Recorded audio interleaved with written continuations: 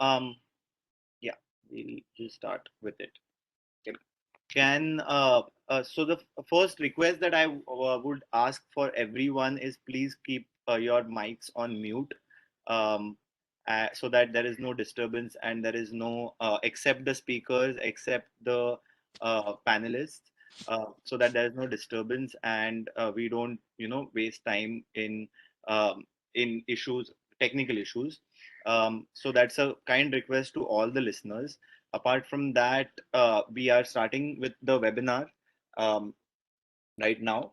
And all right. Okay. So good evening to all.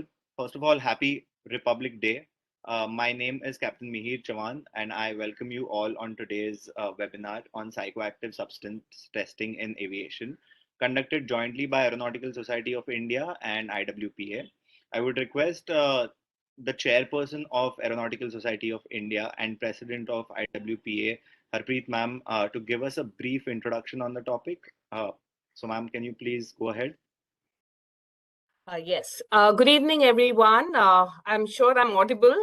Firstly, wish each one of you a very, very happy Republic Day. It's a proud moment indeed today to have a very special day, our 73rd Republic Day. And today, those who were watching the Republic Day in action, you must have seen there were women all over the place in the Rafale pilot, as well as 75 aircraft in the sky on the 75th Amrit Mahotsav. So greetings to everyone on that. Why I mentioned especially about the women power, because today all the speakers are women. And we thank Captain Mihir to moderate and interview these wonderful women who are all speakers. As the president of the Indian Women Pilots Association, which also stands for the International Women Professionals in Aviation and Aerospace. We have tied up with Aeronautical Society of India, which is again an excellent organization in the world of aerospace and aviation. And we want to actually have these kind of webinars more and more. We've already been doing that. And we want to encourage participation to share knowledge with these experienced speakers on this very, very relevant subject of the day. In fact, 2 years ago on psychoactive substances, it was the same IWPA and AESI which had held a session, a webinar 2 years ago. And I'm very glad that the Dgca, we are very grateful to the Director General of Civil Aviation and the MOCA to actually come out with a CAR on this subject. And I will not take much time now because the speakers are waiting and I know the audience wants to hear them to speak. But I welcome each one of you to participate actively, ask relevant questions in the chat box. And we are very, very happy to hold this great event today on psychoactive substances, the need of the hour today to discuss this very important subject, because the CAR, the civil aviation requirement, becomes effective within a few days on the 31st of January 2022. So I would now hand over back to the moderator, Captain Mihir, to please go ahead with the next proceeding. Thank you so much, ma'am.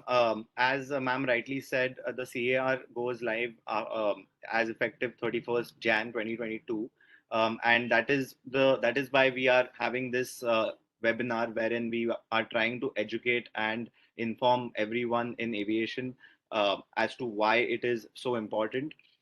Now, I would like to introduce our keynote speaker, Dr. Punita Masrani. As many of us already know, she is an aviation medicine specialist. She's a class 1 medical examiner and a medical review officer. She is a subject matter expert on substance abuse with ICAO and Dgca. Subsequently, all our panelists, starting with Captain Shweta Singh, who is the Deputy CFOI, Chief Flight uh, with Dgca, Captain Anila Bhatia, working as a commander with Zoom Air, with more than 20,000 hours on her logbook. Rakhi Biswas as the aviation lawyer representing the legal side of aviation. Just a small note before we start and before I pass on the mic to Dr. Punita Masrani. Hello, Mrs. Rathod here. Hello. Hello, Mrs. Rathod here. Okay. So before I pass on the microphone to Dr. Punita Masrani, I would just like to give you a small note. Um, Firstly, please keep your microphones. If you're not speaking, please keep your microphones on mute. Secondly, um, Secondly, if there are questions, we are going to do a small question answer session at the end of it. So if there are any questions that the listeners want to ask, please put them in the chat box. We will select about 5 to 8 important questions from all of those, and we will do a question and answer session at the end of the webinar. And please also specify as to who you would want to ask this question, because we have a doctor, we have a pilot, and we have a legal side of aviation on the panel. So please be specific as to who you want to address these questions to, and we will take them on at the end of the webinar. So now, Dr. Punita Masrani, if you may, can you please give us more in-depth knowledge and understanding from your side about the topic that we are going to cover today? Thank you, Captain Mihir. Since Captain Shweta Singh is up with us today from the Dgca, I request you, ma'am, to introduce the policy and address us first. Thank you. Very good evening, everybody. I will just share a small presentation with you regarding this. Just give me a second.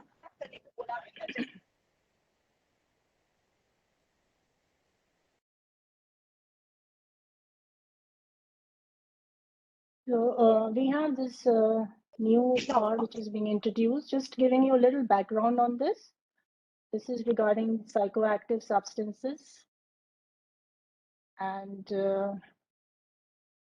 why this issue is giving us gaining more provinces is because of the general availability of these psychoactive substances in the market.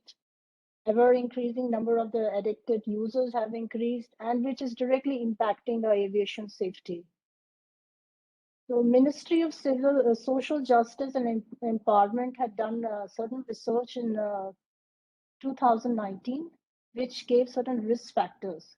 That after alcohol, cannabis, and opiate ranked number 2, around 2.8% of the population used cannabis product in year 1, and out of 1 in 11 cannabis users were addicted.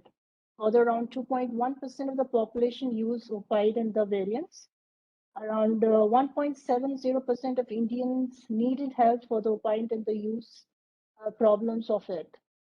Dgca intend to be proactively manage the risk and associate with the use of psychoactive substance by the persons involved in aviation. Just a little brief, what a psychoactive substance, of course, more details will be covered with the doctor. So these are few of them, and very commonly known as opioids, cannabis, and cocaine. The rest you can just have a look at the slide. I will just give you a little brief how this was introduced. Our ICAO, that is International Civil Aviation Organization, has 19 NX, and NX number 1, that is personal and licenses, mandates the holder of license provided for it in this NX shall be engaged in any problematic use of the substance. Prohibition on use of one or more psychoactive substance by aviation personnel in a way that constitute a direct hazard to the use of the or endangers the life, health, or welfare of the others, and the causes of or worsens an occupational, social, mental, or physical problem or disorder. The holder of the license shall not exercise the privileges of their license and the related rating while under the influence of any psychoactive substances which might render them unable to safely, properly exercise the privileges. So this was from IQ NX1, and again from NX1, para 1.271 recommendation, which tells the states, that is India, to ensure as far as practical, that all the license holders who are engaged in any kind of problematic use of the substance are identified and removed from their safety critical functions. Return to safety critical functions may be considered after successful treatment or in case where there's no treatment necessary after a cessation of problematic use of substance. Further, the reference is also given in NX2, which is rules of the air, and the para is 2.5, that no person whose function is critical to the safety of the aviation, safety-sensitive personnel shall undertake their function while under the influence of psychoactive substance, by the reason of which the human performance is impaired. No such person shall engage in any kind of problematic use of substance. Then comes the Indian Aircraft Rule 1937, Rule number 24, which prohibits a consumption of intoxicating and psychoactive substances. So, Government of India initiative to introduce CAR Section 5 Series F Part 5 to enhance safety in aviation sector gives confidence to public traveling via air transport. Dgca procedures, which discourages the substance use by aviation personnel. A new CAR was introduced, which talks about random testing of aviation personnel for substance abuse. This random testing is at present only 10% for flight crew and ATCOs. And the random is selected by a scientific method, manual or by computerized, in which they won't be targeting particular person or particular group. And the idea is to cover all the employees of the organization. Instant testing and the second round of confirmation testing, while the first test was non-negative. And a clear procedure is defined in the CAR for the personnel and organization and the testing. CAR Section 5 Series Part 5 is applicable to all the operators engaged in commercial operation, maintenance and repair organization, flight training organization, and navigation service providers. This CAR was issued on 27 September 2021 and is going to be effective on 31st January 2022. Operators to report positive cases. Whenever the operator gets a positive case, has to report within 24 hours to Dgca headquarters and will be reported to DDG, Joint DG, and Air Safety of Air Safety, and the Director Medical Services of Civil Aviation. Responsibility of operators would be to encourage, educate, and mitigate. They will be encouraging the self-declaration of the substance used by the employees, arrange a rehabilitation process for returning to active duty. They will also educate employees on certain prescription drugs that contain substances, and collate information, identify hazard, and mitigate the risk within its operations. The procedure for testing is also very interesting. Urine samples from the employees will be collected randomly with the process as I described to you in earlier slide. This will be random selection, and once the sample is taken, it will be taken to a dedicated secure facility, which is organized by the organization, and they will ensure the privacy in it. The sample at that site where the sample is taken, the sources of water, detergent, soap, or potential allergens will be removed from there. And most of these tests will be carried out post-flight shift and not on the leave or the rest period. So basically, it will be after the flight or after the shift. Sample collector will has to ensure that the identification of the employee is taken and all the details are taken as per the CAR. The samples will be split into A and B. Wherever the screening of the test happens of sample A, it will be done in presence of our employee and they will be video recorded. If the sample A is non-negative, sample B will be forwarded to appropriate lab for confirmatory test, and a confirmatory test will be carried out as per the CAR. Action on positive cases.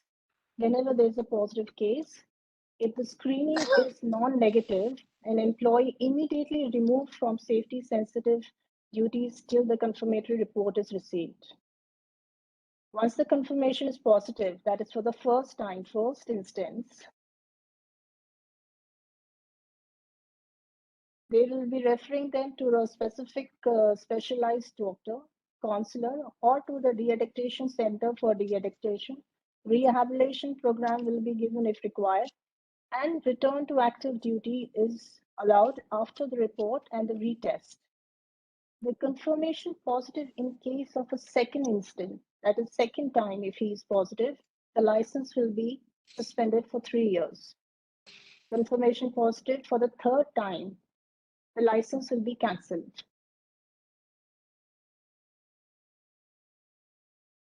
The whole purpose for this car is to help and prevent accident and injuries resulting from psychoactive drugs for employment who would perform safety sensitive functions in the aviation. So I just would like everybody to help us to join the safety procedures that we are following. All the functioning is described in the car, and that is the reason we've given some time after being issued in September to January so that the industry is ready with it for the functioning. I would like to thank you all and hand over to our next panelist, Dr. Punita.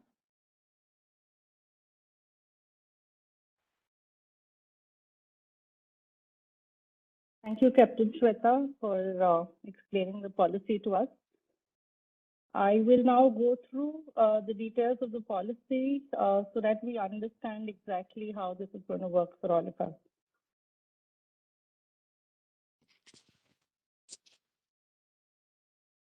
All of us, I mean, everybody in the audience would agree with me that everybody who joins the aviation industry, whether as a training pilot or as an airline pilot or an ATC, AME, MRO, in any part of the aviation sector, we all have one thing very common in all of us, and that is a thrill, a passion, of wanting to experiment, to excel and rise high.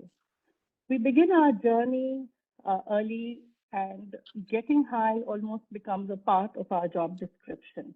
We want to experiment, we want to try, we want to do new things. And in this process, we want to try many, many things, including drugs, because we always believe that unless we never try, we won't know what that is like.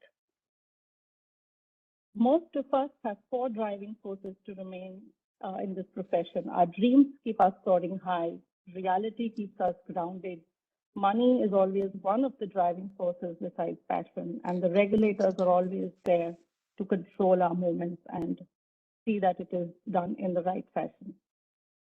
As I said, getting high is not uncommon to the young and the senior people in the lot. And eventually what happens to a lot of people in the industry is that they tend to have some kind of alcohol or substance abuse. Some of them may be using it as an experimental just to see what it feels like, how it is. They don't really intend to get into regular use. They just want to try and experiment. And there are some in the industry who have been into it for a long time, whom we call more regular users. Now, let us understand actually what happens to the brain when a person takes these substances.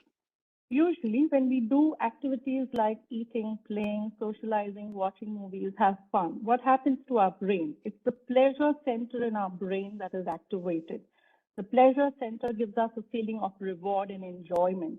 And because we feel it that way, we have the desire to repeat it again and again.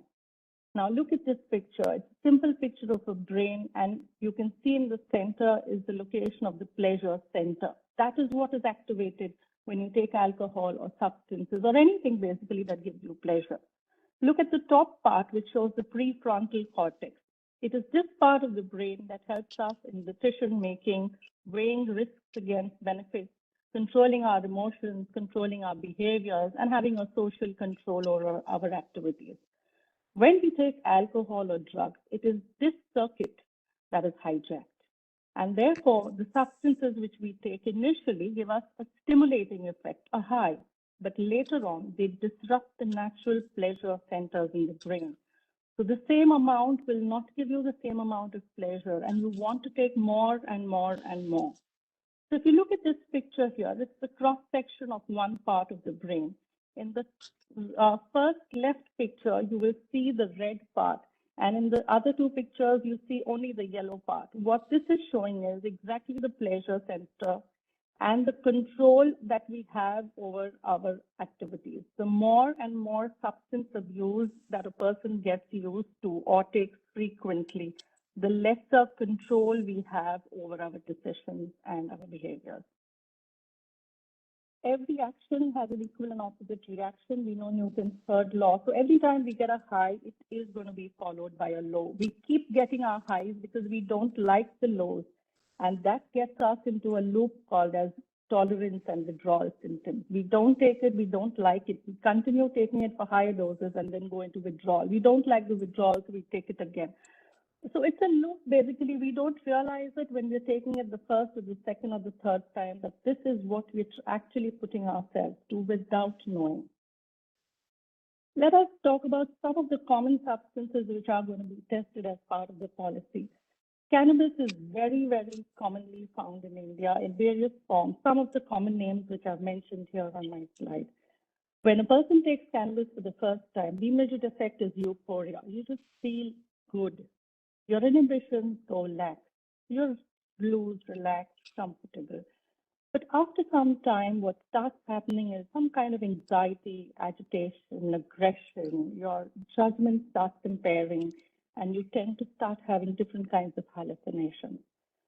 It all happens so subtly that you don't realize that your judgment is being impaired. You don't realize that you're hallucinating. You are just in some kind of a different zone altogether.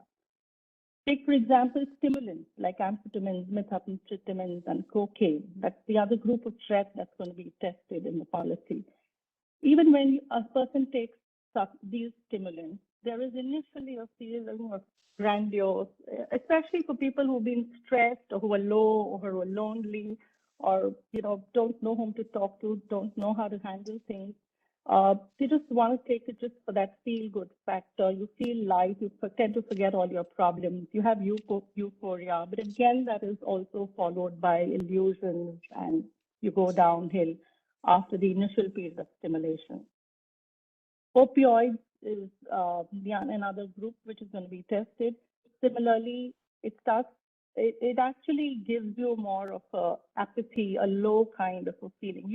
Most people take this just to feel dull, so that they don't feel the pressures and the pain and things that are bothering them. It just kind of sedates them. It causes psychomotor retardation. So you just kind of as if no problems exist for you, and that also gives you a sense of relaxation.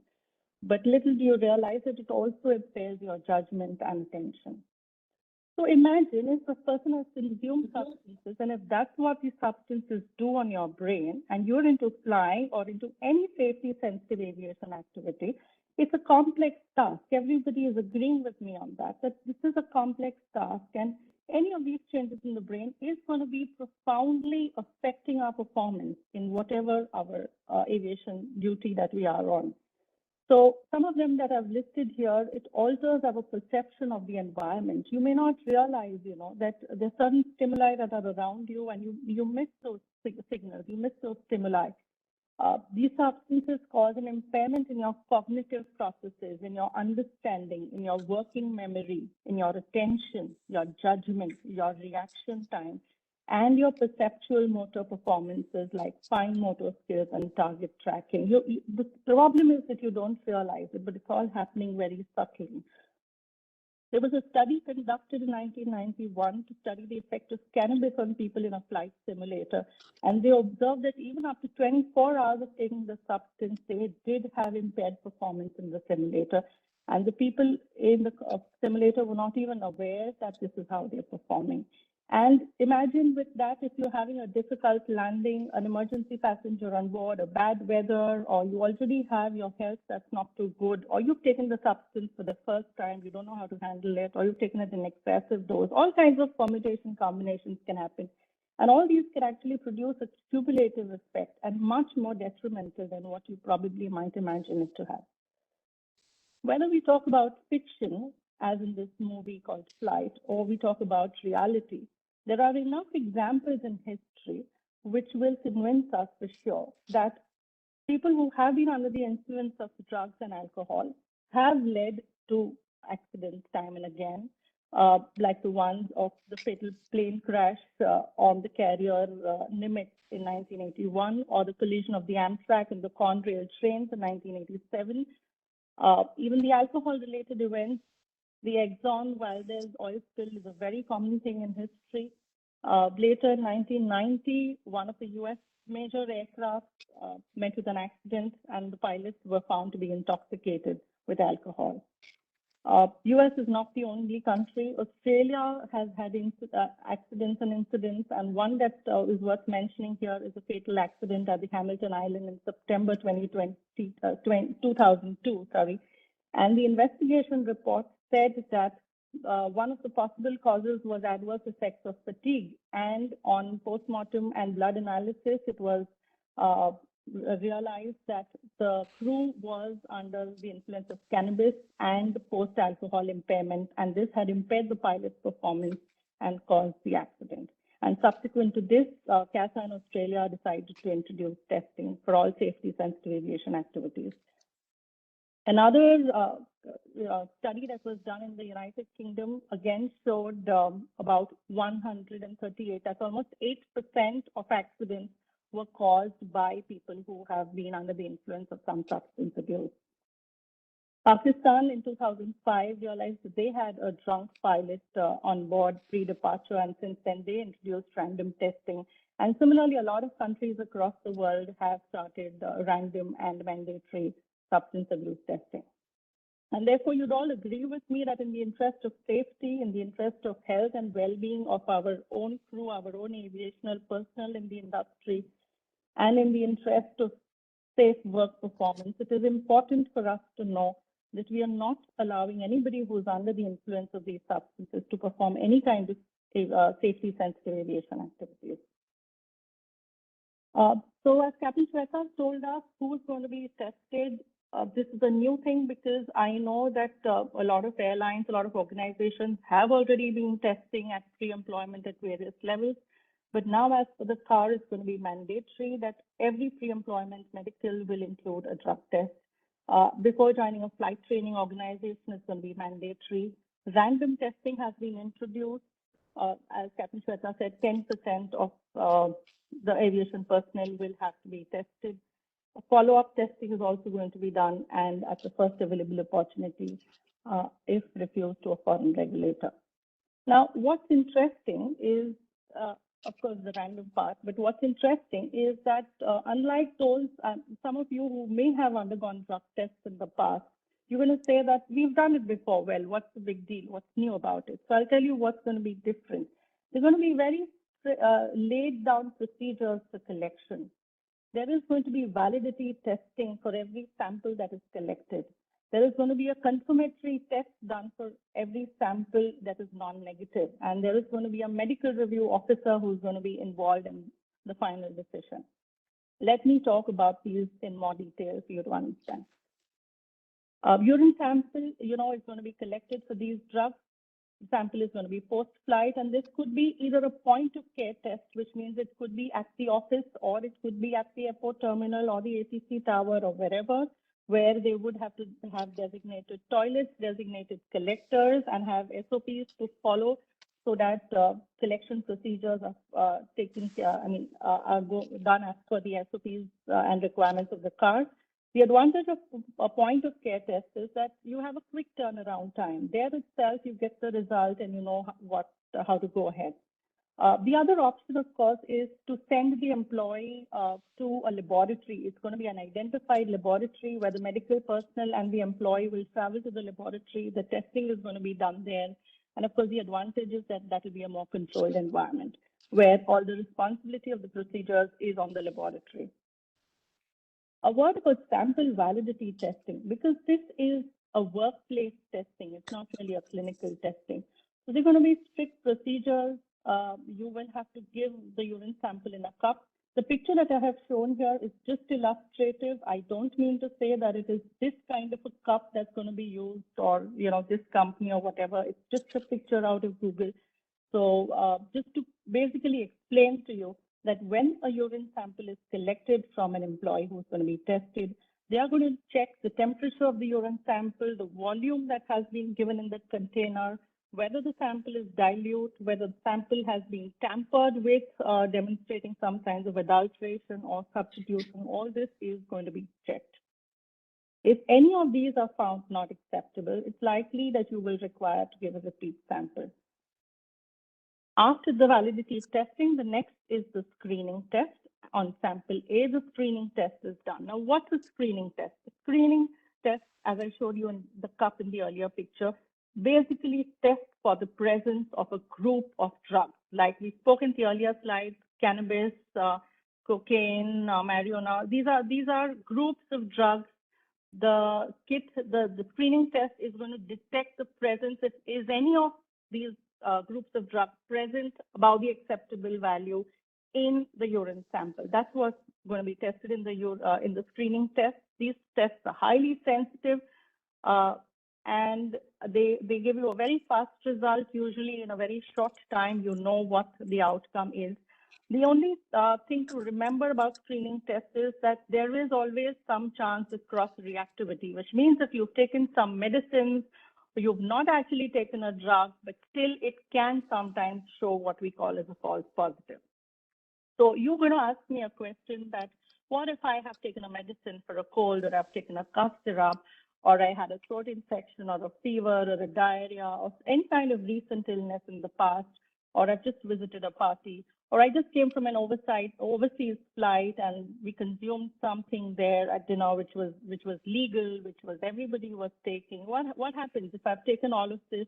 Is that going to come in a screening test? Yes, it is going to show up in a screening test. So what do you do? Can I give you possibly a list of things that you should not be taking? Well, that's not really possible because there are so many medicines and so many things available across the world, and it's changing every single day that for nobody is it possible to give any kind of a comprehensive or even an indicative list of what medicines to avoid. In fact, I would go a step further and say that the fact that you're required to take a medicine means you have an underlying medical issue of concern. Nobody would just pop a pill in his mouth unless there is something that's not right with your health. So that condition which is not right itself may be incompatible with your aviation activity. You should probably not go to work with that headache to begin with, or with that diarrhea, or that cold, or a sleepless night for which you had to take a sleeping pill. That itself, the condition itself may not be compatible. So there's no question of the medication being incompatible. And even if I say that, okay, you'd say, but it was just a minor thing, you know, I mean, I'm used to this, it kind of happens, I know I can work with it. So even if you think that the underlying condition is okay to work with, the medicine, the particular medicine that you have taken, either through your family doctor, or looking at Google, checking, or asking the chemist, or asking a friend or a relative, or taking on your own, anyway, any over-the-counter medication that you've taken, that medicine per se, or the dosage in which you've taken the medicine, and the side effects of that medicine, all these also by itself may be unacceptable to flight safety to begin with. You're all aware that a lot of scars exist for, and AICs exist for medical conditions where there are certain medicines that are acceptable for certain illnesses, but they have side effects. They can be taken only in specific doses. So if you think that popping a pill, just because it doesn't affect, the question is not whether it will affect the drug test or not. The question should be, is it otherwise also safe for my aviation duty that I have to report to, whether as a pilot or ATC or whatever? So how do you answer this question? The safest way is to check with your company doctor or your aviation medical examiner. Both of us will be able to tell you what is safe, what is acceptable. And probably the best thing is to do is not to work in that time when you're unwell and when you need to take those medicines. That's usually the safest and the wisest thing to do. But still, there could be some long-term medication. You can't take leave forever. So once you've consulted either your company doctor or your aviation medical examiner, either of these will be able to guide you on the safety and the acceptability of these. Why I insist these are not your personal physician, as said, because in all good faith, even though they have prescribed the medicine to you, they don't always understand the aviation safety implications. So they may not be the best people to be able to guide you on their safety. So in terms of health, in terms of safety, and in terms of drug tests, all three, it's always better to absolutely not work when you're on OTC medication unless you've consulted the right person. Coming back to screening, if the tester realizes that the screening test has shown negative, there is no substance that has been found above the acceptable value, that's great. You've got a clean sheet. You can return back to safety-sensitive activities or join the organization, whatever the purpose of the test. But there could be situations where it's not a negative. We still don't know if it's a positive, but we definitely know that it's not a negative. So we don't still call them positive, we call them non-negative. Or there could be situations where the sample has failed sample validity tests in any of these criteria discussed. Now, all these will require a confirmatory test. What is a confirmatory test? I want to be sure that it's not a positive. I still don't know whether it's a positive. So sample B, which was collected at the time of collection, is going to be sent to an appropriate laboratory, which has the facilities for a confirmatory test. These tests are conducted on highly specialized, sophisticated machines, which the procedure is called gas chromatography or liquid chromatography or high performance chromatography, mass spectrometry. What does this machine do? This machine will actually detect the basic drug and the metabolite, which means that if a sample has tested positive for a group of drugs, now this is going to say which particular drug of that group and which particular metabolite of that drug is present and in what quantity.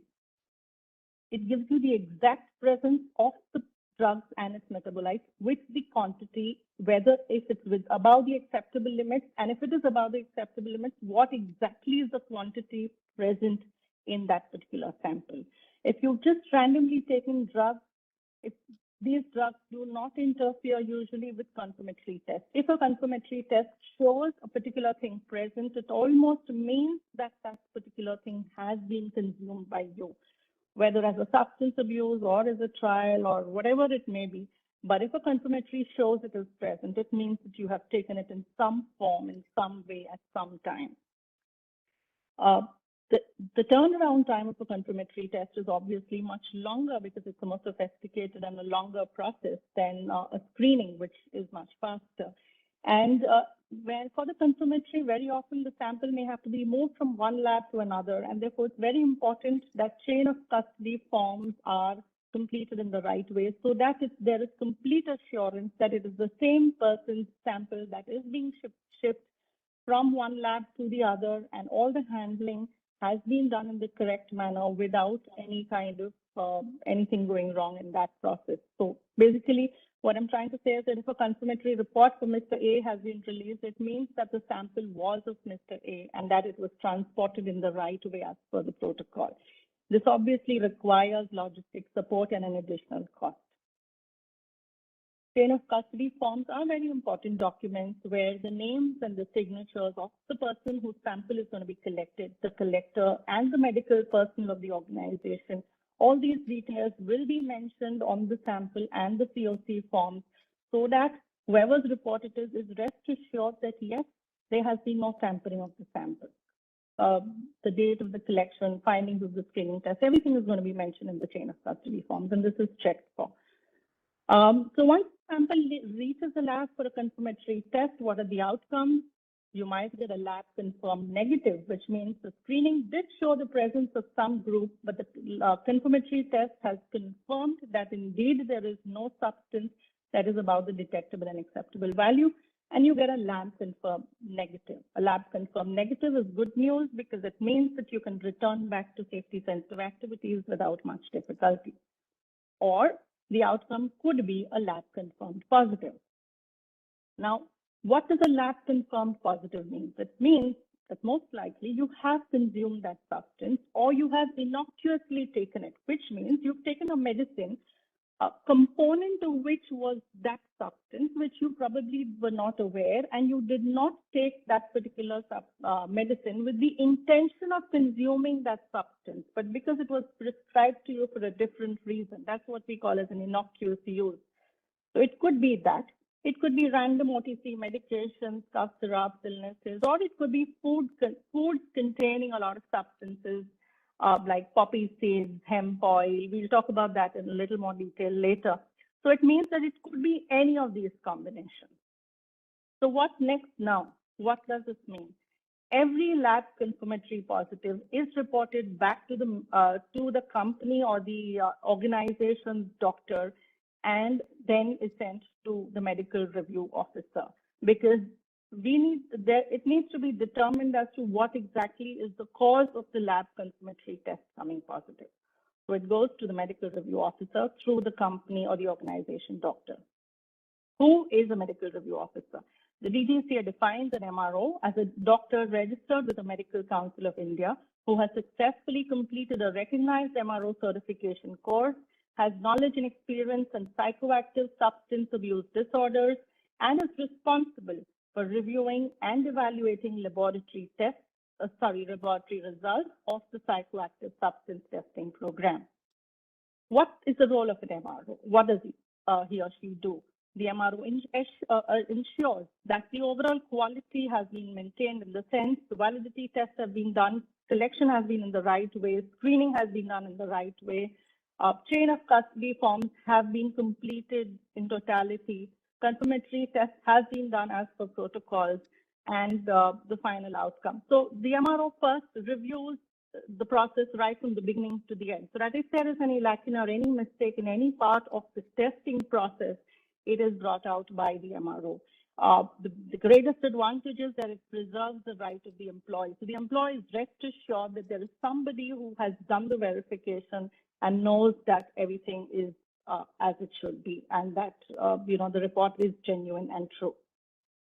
The main thing that the MRO has to do when a confirmatory test is positive is to verify compliance with regulation, which I've already explained. And the second is to interview the employee or the person whose sample has been collected.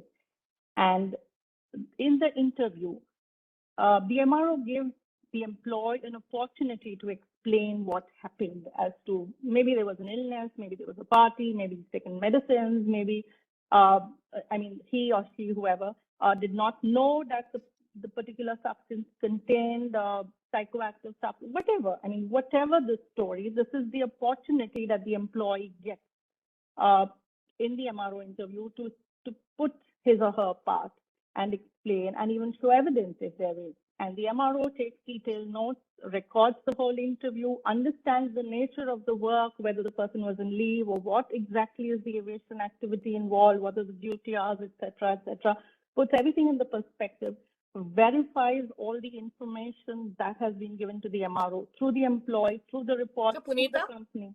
Yes. Dr. Punita, could you just increase your volume? I'm seeing some chat box that they're not able to hear. Sorry for the interruption. Thank you. Okay.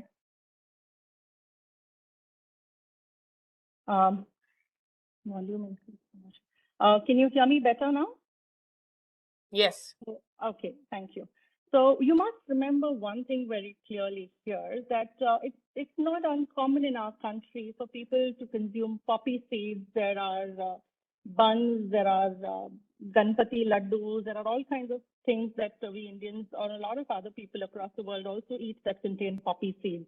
There are lots of teas that people consume that have cocoa leaf or pot tea. There are hash cakes, cookies, cosmetics, skincare products, oils that have hemp oil in it. There are also weight loss formulas or weight loss teas that are available plenty in the market that contain these substances. There are pot brownies available at nook and corner for people to enjoy and relish. There are common medications like oils and nasal sprays. All these could potentially contain substances that are going to be tested, and we are not aware about it. Now, I did not know is not an explanation that's going to be accepted. You are in an aviation industry. You are performing a safety-sensitive aviation activity.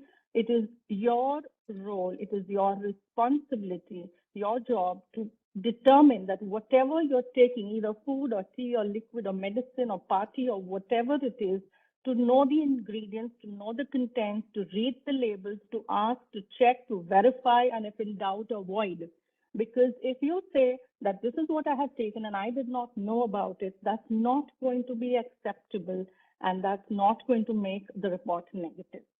So if you're consuming any of these, it's important that you verify, you check, you are sure that read the ingredients. It's always written. Hemp oil is written, and I mean with Google, or you can ask the right authorities.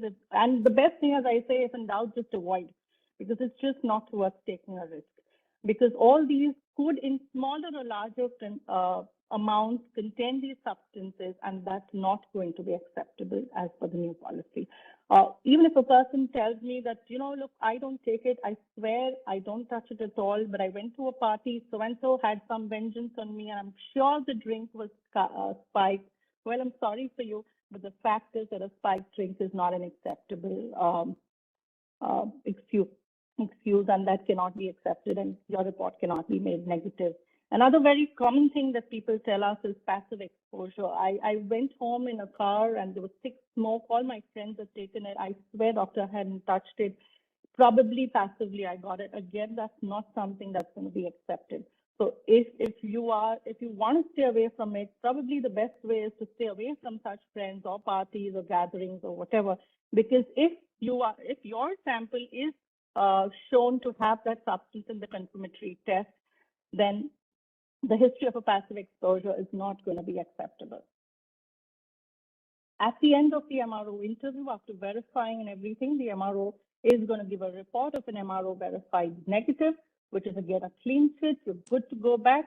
Or the MRO, if the MRO is convinced that yes, there is enough evidence that the person has consumed the substance and there is no alternative medical explanation, which means there is no medical reason, enough medical evidence for that to say that, you needed to take the medicine not knowing that the drug was there. So that's the MRO's job to decide whether your story and whether the report, what the real picture is. The MRO is trained to do that. And at the end, if the MRO believes so, then the MRO gives the MRO verified positive.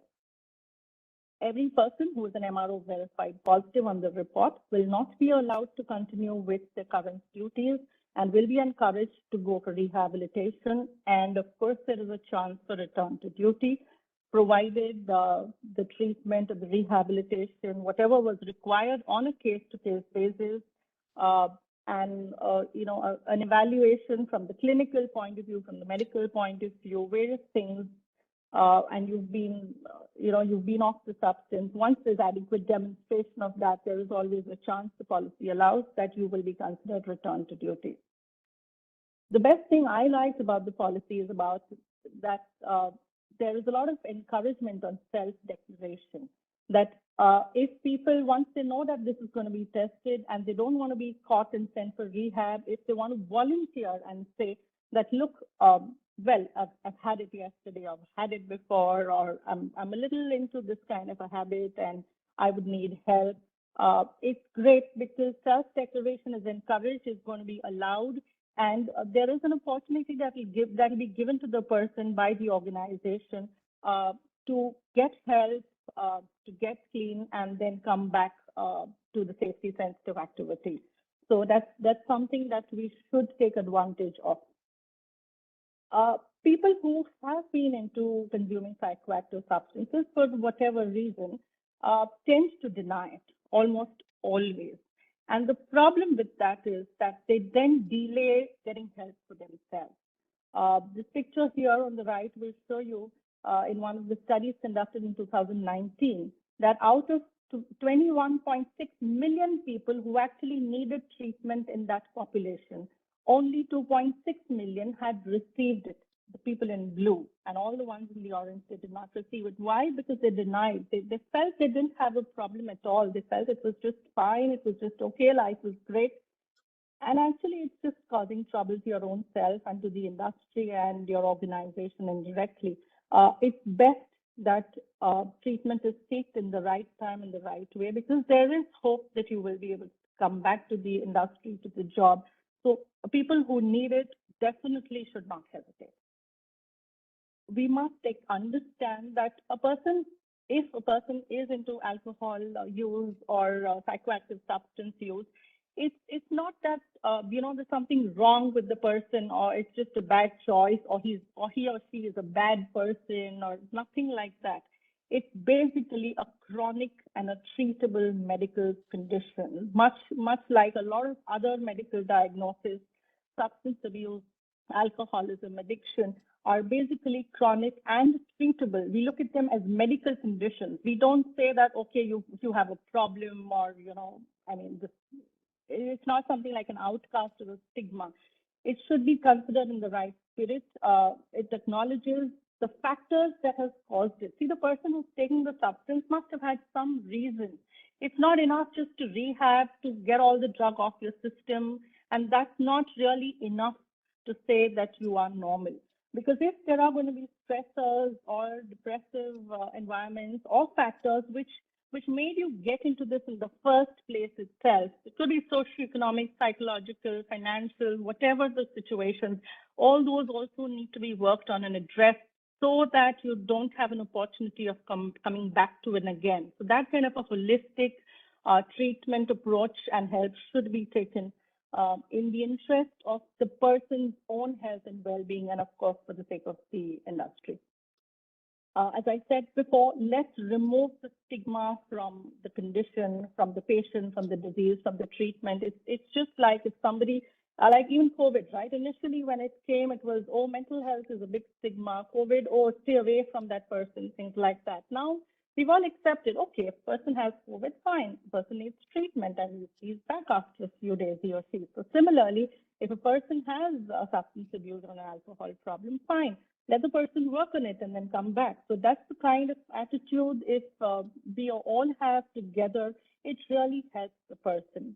Then, shying away, hiding, lying, all that will reduce, and it'll be a much more healthier, psychologically and physically more healthier environment for everybody. There are plenty of employee assistance programs that are available in India as part of organizations or independently also, which help in education. They offer counseling, they offer follow-up, and depending on exactly what the problem is and how deep the problem is. As I said, taking the substance by itself is not the only problem. There's a lot of other associated things, and everything has to be worked on. So these kind of employee assistance programs become very, very useful. Similarly, internationally, and I'm sure some in India also, we have peer support programs that can be offered to people who need help. A very other interesting approach that deserves a mention here before I close is a salutogenic approach, which is a proactive approach. Now think about it. Why did the person, I've never taken substances or drugs, but probably because I never felt the need to. But there are some people, if they've taken it, there is something. Either it could be experiment, it could be trial, it could be depression, stress, issues that you just couldn't handle. So the salutogenic approach actually is a proactive approach where you don't talk about the disease, you talk about the origin, you talk about the health. Let's try and support and empower our employees. Let us focus on illness prevention. Let us create an atmosphere of health management. Let us have educational and peer support groups, which people who have difficulty can go to and seek help when required. The proactive approach is to go upstream. Don't wait for the person to go down into the river and then you pull him out. Don't wait for that. Go upstream and don't let people fall into it. That's the best thing to happen. Because our employees, our safety sensitive employees, whether the pilot or whoever, they are our real resources. They are the soul of the entire industry, and we must take care of them more holistically and more positively. So for all people who need any kind of, sometimes you just need somebody to listen to you, somebody to just be with you. A lot of problems are taken care of at that level itself. If we are able to go and approach to understanding peers who understand our work, who understand our stresses, who are willing to give us a listening ear to our problems, just to kind of let your hair down. And these understanding peers can then direct that person, depending on the situation, whether the person requires treatment or counseling or maybe see a doctor or whatever. And an aviation medical examiner is also a very useful person in this, because as an aviation medical examiner, we understand health, safety, aviation, what is accepted, clinical, everything. We've got an overall picture. So again, we can play a very useful role. The idea is to have an environment of trust, an environment of being able to talk and get help at the earliest possible before things get more difficult for everybody. So the policy, as Captain Shweta said, the regulators here to help the industry be safe, to help the employees come up and seek help if they need to. It's the carrot that they've given us. But they also hold the stick, which means if the carrot doesn't work, then they might have to use the stick. And so let's all work together with a common attitude in the same direction. And I quote Thomas Brown here, that we carry within us the wonders we seek without us. So let's stay true to ourselves, and we'll all do well. Thank you. Thank you so much, ma'am. That was a very beautiful overview of the whole car in a very short time. We got to know and understand what the car is made for, why we need it in the industry, how the tests will be carried out, and everything beyond that. So I think that was a very holistic explanation and very clear explanation and crisp explanation of exactly the pointers that need to be understood, the pointers that need attention on this car.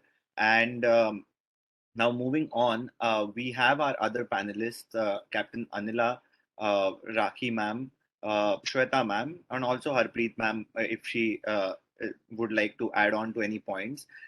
We will go one by one based on each one of their expertise, starting with Captain Anila. Ma'am, can you please throw some light from a airline pilot perspective as to what do you think and what's your opinion and about the car, and tell us a little from your side about it. Good evening, everybody. Today we all are discussing about psychoactive substances, as it has been observed that its misuse has increased over the past few years. We all know psychoactive substances are highly addictive, and they can alter our perception, influence, mood swings, might make us violent. And these psychological effects of mental clouding and malfunctions of mind may lead to the physical changes affecting our capability to safely handle the big aeroplanes. These aeroplanes are very sensitive, highly sensitive, and they need a lot of technical expertise to handle them. With any kind of physical disability or clouding at that time, we may not be able to handle them properly, and that might affect the flight safety. Indulging in the usage of these drugs can be like dancing with a python. Python can squeeze us to death, we all know. Flying is a high pressure and high performance work environment. And as pilots after work, many of us like to party and relax, which is very normal and very good. But at the same time, we need to be wary of our facts that if we party at the unknown places, we may find the drug pushers over there. They may like to indulge us into drug, or we may get into these habits. And we have to keep our antennas up all the time to keep ourselves secure. Not only that, we must know all the local names, street names given to these drugs, which are very fancy ones, like Ivory Wave, Meth, Benzo-Free, Herbal, and so many numerous other names. Also, to avoid getting caught out of innocence, we have to educate and discuss with our doctors whenever they prescribe us medicines for any of the illnesses which we may suffer. And at the same time, there's no harm in going to our company medical doctors and inform them these are medical prescriptions given to us. Will they have any effect? They may be able to educate us in a much better way. And great caution has to be taken as ramifications of getting caught in these kind of activities are very, very detrimental to our flying careers. as regulators are also getting very seriously involved in this. Our licenses are getting suspended if found. They may be cancelled eventually. And not only this, if we get involved in the criminal cases because of the psychoactive substances carrying or taking them around for supply or anything, we may inadvertently indulge. It can lead to criminal cases, loss of job, loss of our AEP. We will not even be allowed to getting into the airports. That may affect our job prospects also. And further, not only this, our license insurance may not even honor the claims that we put in over there. Prospects of further employment will be at will diminish in a very drastic manner. As I've seen with all the BA positive cases in the past in the airlines, the next employer doesn't want to take you that easily. And getting into court cases will be a very long drawn battle. It will be draining you out of all our resources, and it will cause a lot of misery to our families as well. We must protect ourselves. I would say be smart, be clever, and stay away from psychoactive substances if you want to retire honorably from the aviation careers. We have very glorifying careers, and we should not give them away just to be getting involved in this psychoactive substances usage and later on keep on repenting. That is my message to all the newcomers who are there, who are joining in this profession as well. Thank you. Thank you so much, ma'am.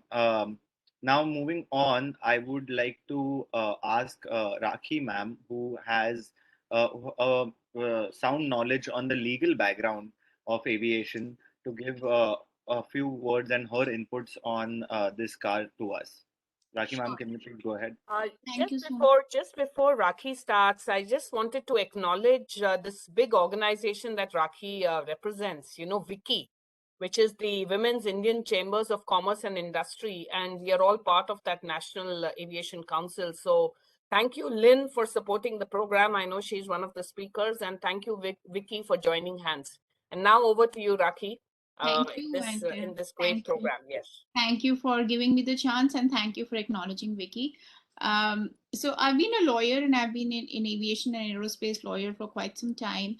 Now, when I look at the law and this car specifically, what I see is that it has built in a very robust process, okay, around the screening and the confirmatory test. So from a legal perspective, it will be next to impossible to defend someone who gets a confirmatory positive, because the process and the checks and balances has been very, very robustly built, and it is consisting of multiple actions there, right? So first is that, and I'll give you an example. We are currently defending a pilot and who has a second BA test which he failed, and he was terminated, and the courts have held that this is an offense which is inexcusable because the lives of people are at risk. So even if the procedure was not followed to the T, they still said that it was not possible for the court to get a relief to the pilot. So we had been challenging the process because it was under the BA test and not this car. And as a lawyer, I would say it was my job to defend, but as a person with a conscience, I would say that was probably not the right thing for a pilot to do, right? So when I read the car, the first thing that struck me, I was just looking that if I were to defend a pilot based on this car, would I be able to do it if he were to turn with a positive report? And what I found was that this car was really robust. It would be very difficult for anyone who's found positive under this car to build up a case of being not at fault, except when the MR or the medical officer has said that the person was taking a certain substance under a medical advice. That is the only exception possibly which can save a person under this car. Otherwise, the car is pretty robust from a legal perspective. It cannot be challenged that easily. And that also brings us to the second perspective of that if there is something that is so robust, what are the chances that you will get away with it? If you were to breach it, the chances are that you will not get away with it at all. Legally, and in terms of your service rules. So my summary would be that this car is very robust. It is very difficult for anybody to get away with a breach under this car, and hence it is better to comply with this car. And on the other perspective of what if the substance is not found inside your body, but if you're carrying this substance around you and you're found in possession of narcotics and psychotropic substances. Now, there is a separate law, which is the NDPS Act, under which the carrying or the possession and distribution of those kind of drugs is a criminal offense, and most of the offenses under that act are non-bailable offenses. And if you're found in possession of a commercial quantity, and the commercial quantity is defined under that act, for different categories there are different commercial quantities, and a commercial quantity could be even 50 grams, okay, or 5 grams, depending upon what the substance is. So even if you're not consuming it or you haven't consumed it, but you're carrying it, you are still caught by another set of laws. So both carrying and consuming are dealt by law in two different acts and rules and regulations. So my advice is just stay away. And as a lawyer, these are both very difficult statutes, and it would be difficult to kind of defend anybody on the grounds if caught under both or either of these acts. Thank you. Thank you so much, ma'am. That was quite informative, and obviously we need a legal perspective to the car. And the most important part that you mentioned was that the car itself is so robust that even from a legal side, defending someone who is found to be non-negative and then the confirmatory test gives it a positive will be almost impossible. Thank you so much for your inputs on that. Now, ending it with Shweta ma'am, Captain Shweta, you represent DGCA. If you would like to say a few sentences just to summarize the whole car that we have brought up and we are talking about, please, could I get some inputs from you? As I've already shown us slides on the car, just to keep the highlights on, I would just like to say that it is the crux of the whole car is to enhance the safety and to have a better quality of testing and more robust functioning, which is being mentioned, and all the clarity that is in the how it will be affecting with the positive cases, all that has been mentioned, and how and when and who will be tested. It's very clearly spelled out in the car, and I would really request all the operators who are part of it to follow it and enhance the safety in the aviation of Indian skies. Thank you so much, ma'am. If I Harpreet can ma'am, just yes, add, ma'am. yeah, Yes, ma'am. yeah, Captain Mihir, I would just like to also be happy to actually announce that we also have a director from the Flight Safety Department of DGCA, who is present today, Mr. Ravindra Kumar. Are you here, Mr. Ravindra Kumar? If you want to just share quickly in a minute or so, what are your views? Yes, I am here. Thank you. Thank you, Ma'am Harpreet. I'm really very happy to see all these efforts made by industry for awareness related to psychoactive substances, awareness with respect to car, which is to be effective from 31st January 2022. Whatever we have discussed, whatever rather our panelists have discussed here with respect to interpretation of all the discussions, I would like to say that ultimately whenever some case will come to DGCA, the decision of DGCA will be final. And I have called many other participants from ATCO licensing division, ATCOs from Airport Authority of India for better coverage of this webinar. Thank you. Thank you very much. Wow. Thank you, Mr. Ravinder. And I just wanted to add, Captain Mihir, just a small point here that I'm sure people have read the CAR already. But this is not only for the pilots, this is also for the engineers, and this is also for the ATC controllers. And, it has a larger impact because of the aspect, not only like Dr. Punita, what she said, impacting your health, actual health, then impacting the safety because it impacts your job. And like Captain Anila said, very importantly, you can lose your job. You will not get an AEP. I mean, it can be also socially having a little bit of stigma, how much ever we may want to say, but you know, somebody who's caught with drugs, it shows that you did not respect your profession. I mean, your entire image can fall in that. So all the precautions, and Dr. Punita's very nicely has put across even a simple cough syrup, or, you know, taking these dietary teas and stuff like that could have substances. And most of the people will not even have this knowledge. And then it may be too late. So I think these points are very relevant. And Mihir, I will now put it back to you because I think some questions have started coming on the chat box. And let's have a quick round. And the legal aspect, what Rakhi has said was really relevant because, you know, this is something where the law is also involved. So it is not so simple. That's why we actually wanted to discuss this subject. It impacts you in a lot of legal, with a lot of legal repercussions as well. So if there are questions, I can see something on the chat box already, and then we can take it on from there. Yeah, thank you, ma'am. If anyone has any questions to ask or queries to be cleared, we have a very esteemed set of panelists over here, which who can answer your questions. So please put them in the chat box if you may. There is one question which I can see right now, which I think Dr. Punita or Captain Shweta can answer. Mr. M. Salim is asking, when would MRO interview take place? Is it before declaring a confirmatory positive to DGCA? Once an MRO. Ma'am, I cannot hear. Can you be a little louder?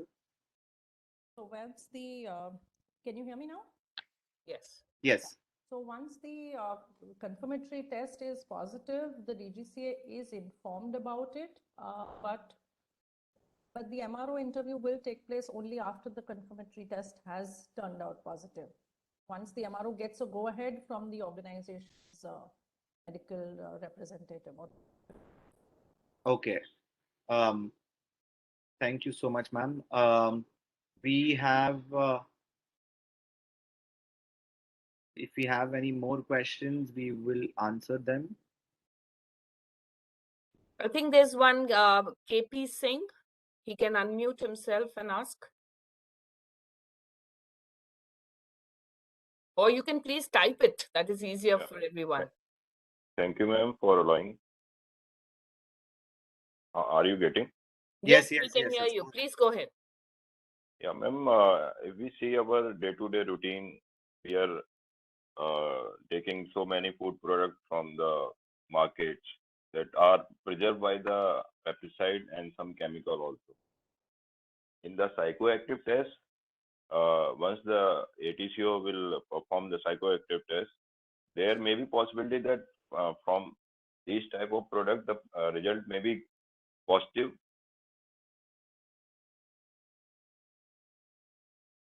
So basically, that is the reason we have actually 3 levels of check, if I may say. First is the screening, where yes, a lot of false positives could. Ma'am, I'm not getting your voice. Can you hear me?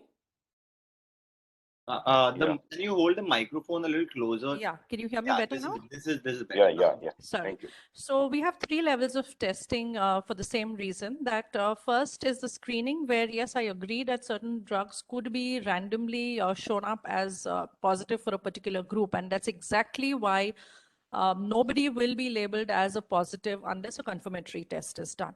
And in case for some reason the confirmatory also shows the presence of that substance, there is still a 3rd level of check, and that is the medical review officer's interview. It is only after the medical review officer has verified that yes, the person is positive, only then that person will have been considered to have taken it. So if it is something which is just random, and we must also remember that all these tests, whether screening or confirmatory, have a cutoff limit. So the cutoff limits are always very scientifically established, and only a value that is above the cutoff limit will be shown as a positive report. So a lot of things actually will be taken care of by the testing procedures itself. I'm quite confident about that. The best thing that we should do from our side is to be very careful with what we are taking and try and avoid everything which we are not clear about. Or if we know that it contains hemp or any of those products, then we should avoid taking them. That's the best thing to do. And you can always check with the right people, of course. Okay, thank you. Thank you. Ma'am, Thank this is ma'am, this is Salim. I would like to ask one question to you, Dr. Punita, ma'am. Ma'am, you mentioned something about the cutoff value, ma'am. The DGCA card doesn't say anything about the cutoff value. So we have different labs across the country. Will all be at the same, or will be referring at the same cutoff level, or because there's no references in the CAR.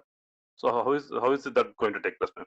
Yes, sir. The labs are going to follow SOPs. They are all closely working with the DGCA medical office and the safety offices. So they will all be given the right guidance. You don't worry about that. Right. Thank you, ma'am. Thank you. We have one more question for Raki, ma'am. Neha says, is it illegal to be found in possession of anti-allergy medication or similar medications without appropriate doctor's prescription? Can you be punished for commercial illegal transportation of drugs? Raki, ma'am, can you please? I'll answer the second part, and the first part I'll let Dr. Punita answer about the anti-allergic drugs. Yes, transportation of drugs which are classified under the NDPS is a criminal offense. So if you're transporting, carrying, in possession, distributing, offering, all of those activities for the class of drugs listed in that act is illegal and a crime. Below a certain quantity, which is the small quantity, and each of those drug categories has a quantity specified there. Ma'am, can I just, I ask a question? This is Neha. I was specifically referring to, we a lot of times carry some medication. I'm a pilot too. And sometimes because we are eating a lot of, food in hotels and we are eating food in the aircraft, you suddenly get a bout of tummy upset or loose motion. And this has happened in the middle of the flight. Our flights are 18 hours long. So we have no option at that time but to just take a emergency sort of medication, because then we have to occupy the seat also.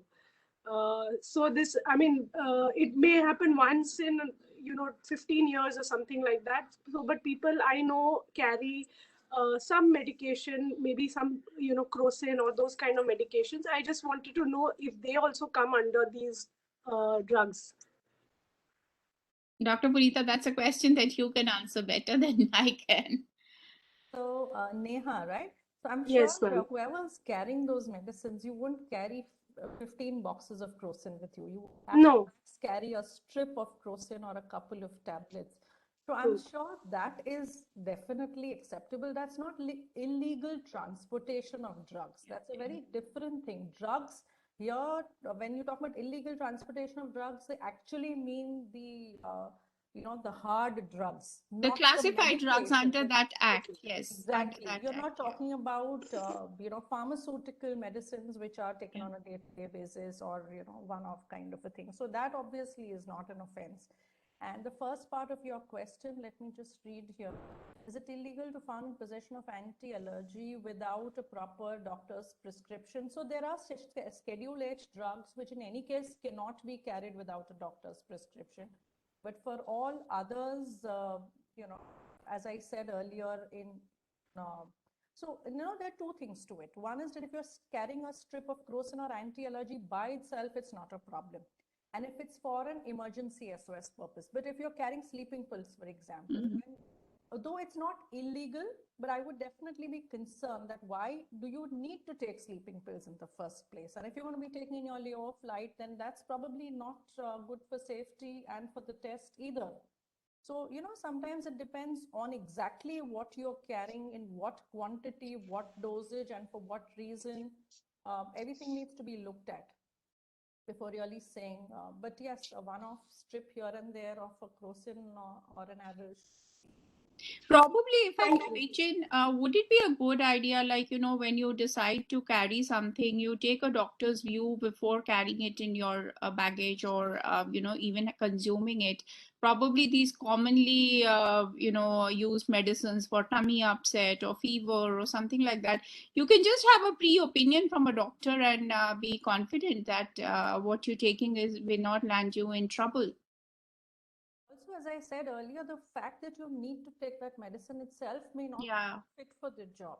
Yeah. If you've taken an anti-allergy and the anti-allergy is going to have some amount of sedation for you, then it's anyway not a good idea to report for duty. And if you're not going to report for duty, you're not going to be tested. So actually, it takes care of itself, if you just follow instructions well. Thank you. Thank you, ma'am. We have one question from Mr. Vivek. He asks how to go with self-declaration. Is there any written form, or what is the limitation? How many times it should there should be a self-declaration for such activity? So maybe can Dr. Punita shed some light on how to go about the self-declaration? Self-declaration doesn't mean that when you're going to be tested, you say, you know what, I've had it last night, please don't test me, I'm owning up that I've taken it. That's not what we mean by self-declaration. What we mean is that when you know that it's not going to be accepted for your work, you must, inform your employer and say that I am consuming a particular substance and I would want to be treated by a rehab center or whoever the appropriate person is for you. Take yourself off the job for the time being unless you have treated yourself clinically and emotionally, psychologically, drug-wise, chemically, every which way, and then you come back. So if your question is how often do you want to declare it, I'm worried because we want that you should take care of the problem before coming back to work. I hope I have made it clear to you.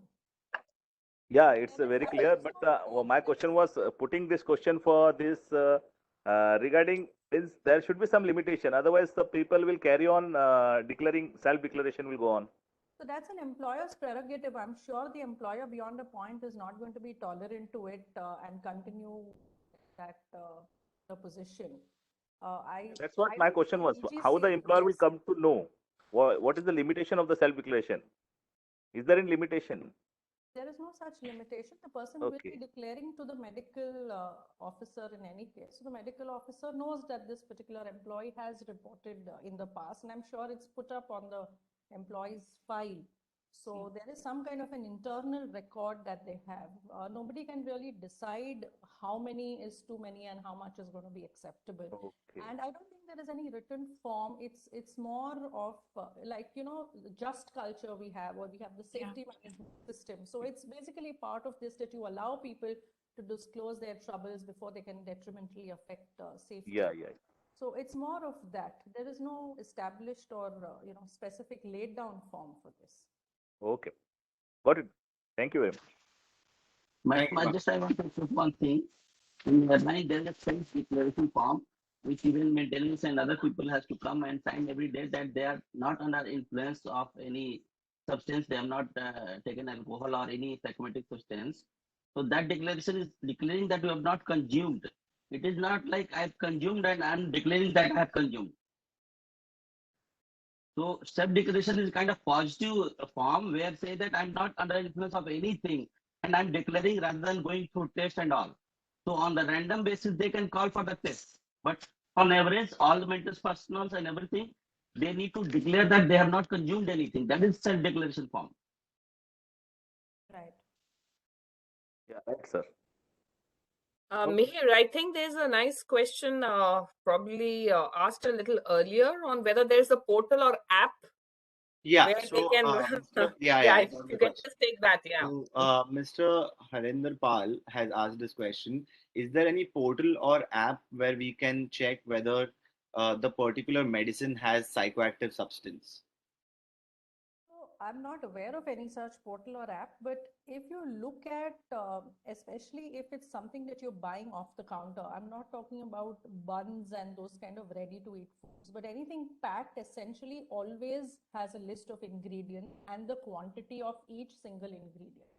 So that I think is usually the best thing to go by, because no app can be updated every single day.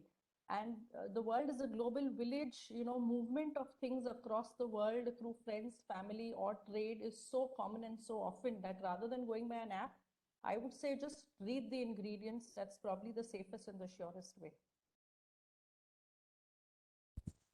Hi, Punita. Ashwini Sharma here. Can I add on to that question? Please do. Please. You see, a lot of times the list of ingredients has some substances which are not in plain English. They are like Echo 647 and Delta something something. Now, I think the idea of the gentleman who asked about the app was that is there any source available on the net where a pilot, I mean, I'm talking from a pilot's perspective, can go through that list and, make himself or herself aware that, okay, if this particular Echo 647 is there, I should stay away from it. So that's what my question was. Otherwise, it's, I mean, sometimes the ingredients are not always in plain English. Thank you.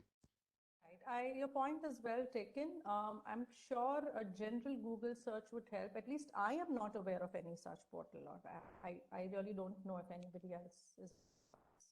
So I think this is news for startup now for somebody to develop such a portal, because I think it will soon be the need of the day. And a follow-up From what to we can see. Rakhi, if I may. Yes, sure.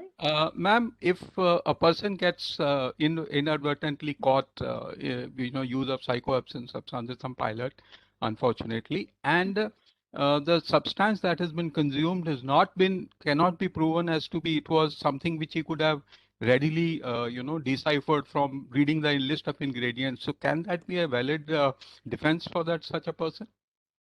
So, ignorance of law is not a defense, and that applies to everything, right? So that will apply here as well. And the only defense probably that, I mean, as a lawyer, I'm saying is that the person was really, not in a good state of mind and he was force-fed something. That I think can be the only defense that he can plead. But otherwise, ignorance of law, and to say that I was not aware, because if that leeway is given by the car or by law, then everybody will come and claim that leeway that I was not aware and inadvertently, then the whole law will fall flat, right? I mean, this defense will then be used by everyone. So the logic of not having, and why law says that ignorance of law is not a defense, is to say that the law should stand solid on its feet. It should not be, made defunct by the application of this defense that I did not know, and therefore, I should be absolved of the liability. So unfortunately, it will not work. Okay, thanks, Rakhi. Thank you. This is Dr. Paritos. May I take something? Yes. Before we go to the next speaker, there was a private message which I received from some speakers saying, just continuing with this, Rakhi, what they're saying is, what if they are tested positive? They just want a simple answer. What legal action can be taken against them? And that you can come to me as a lawyer. I think they're scared to put it on they're scared to put it on the chat if they're sending it to me. So I if said, they okay, are I'll be found from their positive, behalf. obviously there is this, the third stage, which is there for representation, right? And that representation can be made before the medical officer. And if the medical officer's decision has to be challenged, then that can be challenged in a court of law. But let me tell you that I've seen a couple of cases and courts are not very inclined to intervene in this. And because the law is so robust that they said whatever was required to be done was already done, so we will not intervene unless there is a gross misjustice or a fraud committed upon an employee, and which is not likely to happen because the documentation and the recording procedure is robust. So unless the employee can really prove that there was a fraud, or there was a complete miscarriage of justice in the process, it will be very difficult to lead a successful defense on this matter. So the main question being asked is, let's say that he's actually genuinely tested positive. Yeah. Does he go to jail? This is the question No, being. there is no jail. This is a civil offense. There is no going to jail for this, right? I mean, under CAR, there is no criminal. I mean, the imprisonment is not there. Only the license, which is under either suspension or cancellation, right? So there is nobody goes to jail for this offense. Okay.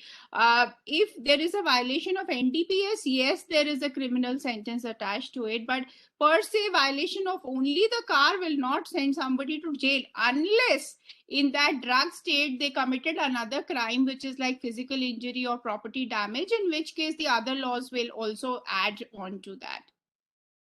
Okay, thank you, Rakhi. Over to you, Mihir, again for the next questions. Thank you, ma'am. This is Dr. Paritosh from Goa. May I say something? Yes, Dr. Paritosh. Thank you.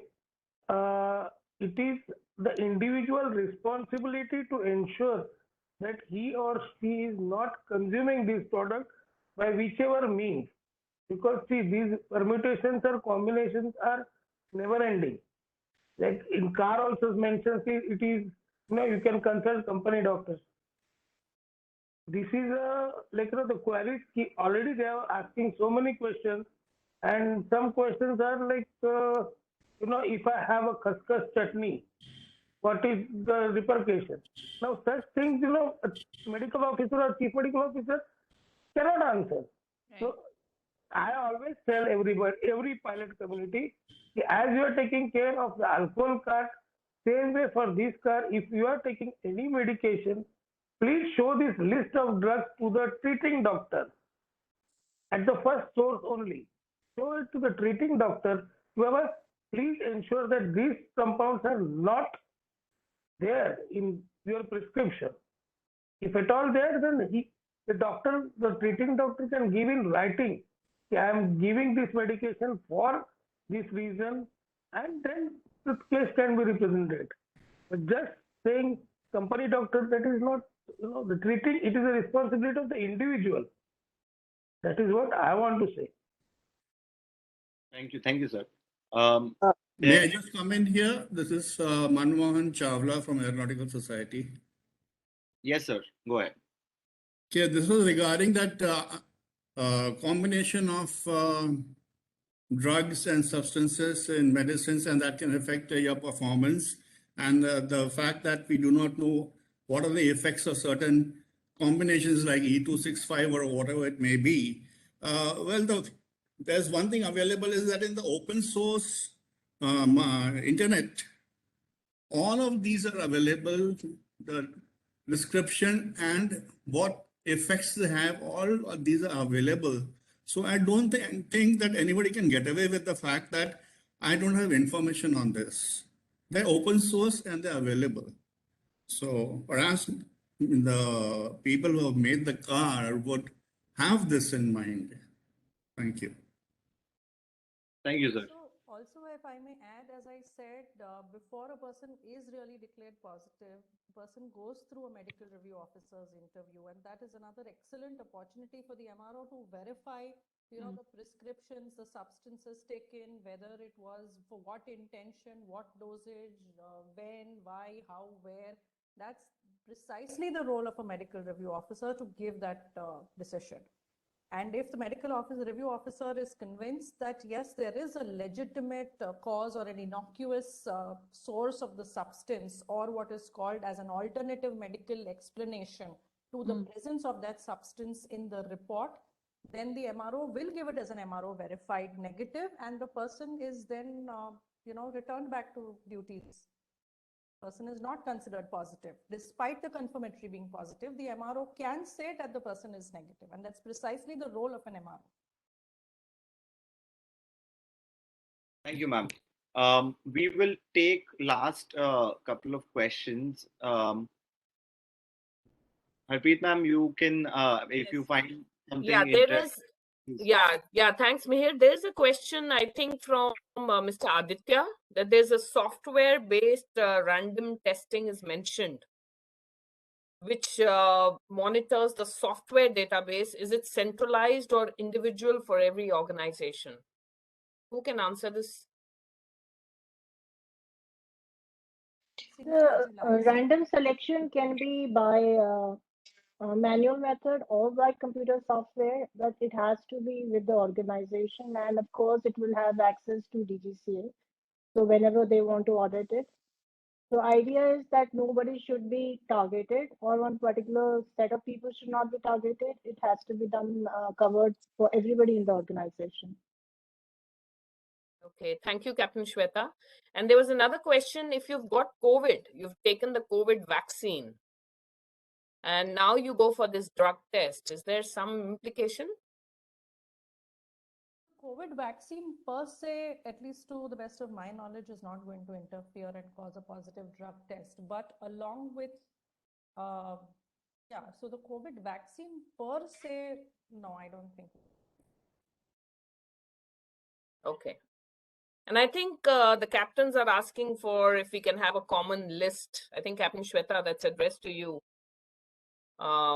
List of some common medications that are available, and so that we can use that as a guidance. I think we've already discussed in some previous question where Dr. Punita has already answered.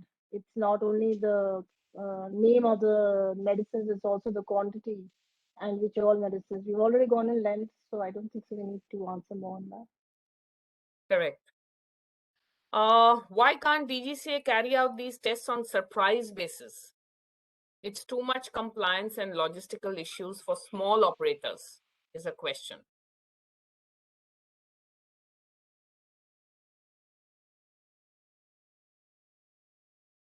The operators have to do only the 10% check.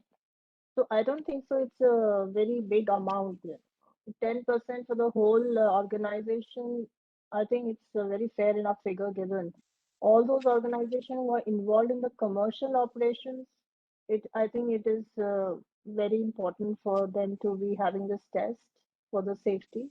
And of course, it's been introduced in MROs, that is our maintenance and ATCOs also now, and for FTOs, for the new people who are starting their careers.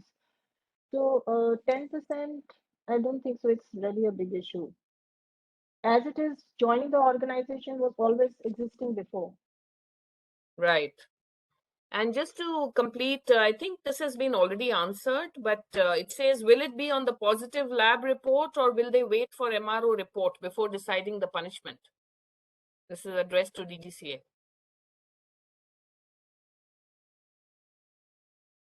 So once the confirmation report comes, then only that it will be decided.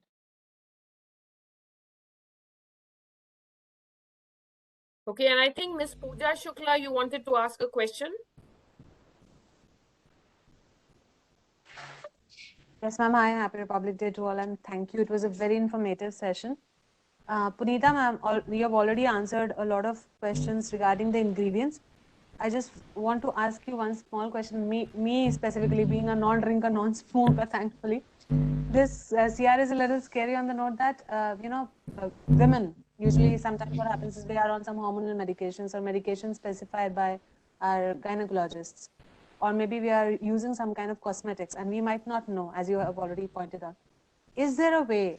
I know self-declaration is our own side, a list of all the ingredients or all the all the medications that we are under to our medical department well in advance. Do that. Nothing stops you from doing it. But if it's not always practically possible, again, as I said, that we have 3 levels of check. Even if a screening turns positive, which is likely, yes, you still have a confirmatory. The confirmatory tests that particular drug, the basic drug and the metabolite and the molecule to the T. So very often you will see it found positive on the screening, may not show up in the confirmatory, which actually takes care of the problem. And if it does show up in the positive, and if you know for a fact that you've not taken it as a drug, not with the intention of taking hemp or opiates or cannabis, you always, as I said, have the medical review officers interview to be able to help you take that decision. The only thing is, if you say that, oh, I didn't know that this had it and that I didn't know it was not allowed, that is not going to be accepted. But if it is going to be a genuine hormonal medication or whatever, then the review officer's interview will definitely help take a fair decision on that. All right. Thanks a ton, ma'am. Okay, thank you, ma'am. I will request Harpreet ma'am to say a closing note before we can. I think we answered a lot of questions. The remaining questions, if you still have queries, doubts, we are planning to put up our email address, the Aeronautical Society of India email address on the chat box. You can email us and we will answer as many questions as possible via email to you.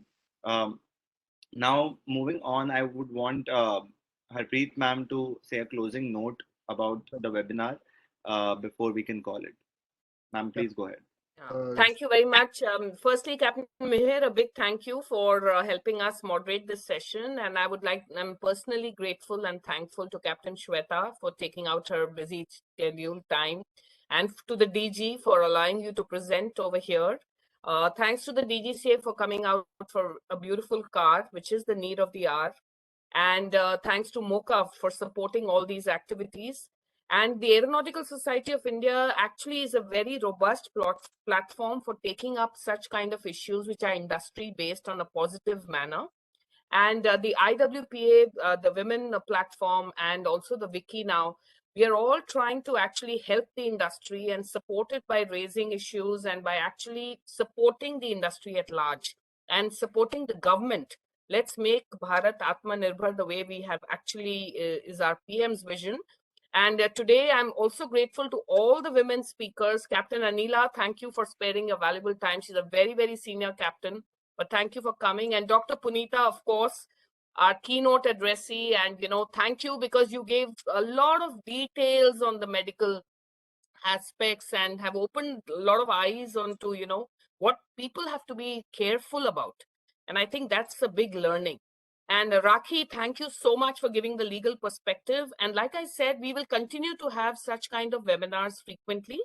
And depending on what kind of new requirements are coming up and what the industry is facing, it's a good platform to look and discuss and review in a very positive manner.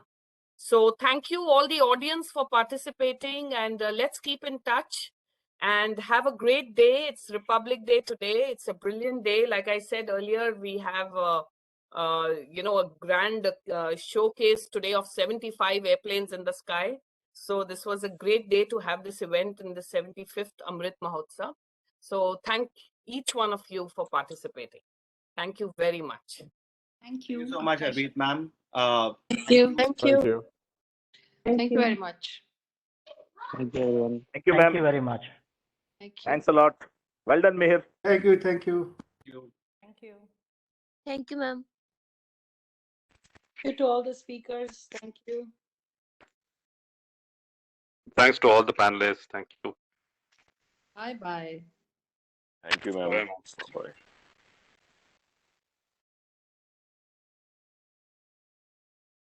So I think this has been recorded, Captain Mihir, Kavita. Yes, Okay, so we can then find a way to make it acceptable and people can view it later, those who may have missed. Because